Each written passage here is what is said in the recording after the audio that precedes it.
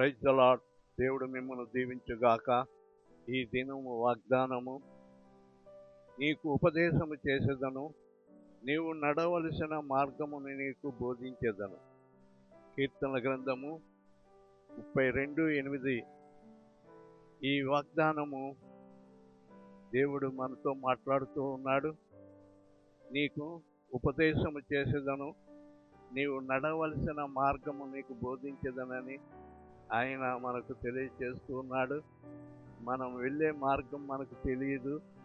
ఆయన నడిపించే మార్గములో మనం వెళ్తే ఆశీర్వాదకరమైన మార్గములో మనం వెళ్తామని ఈ వాగ్దానం మనకు అనుగ్రహించాడు. దేవుడు ఈ వాగ్దానం మన పట్ల దీవించుగాక. ఆమేన్.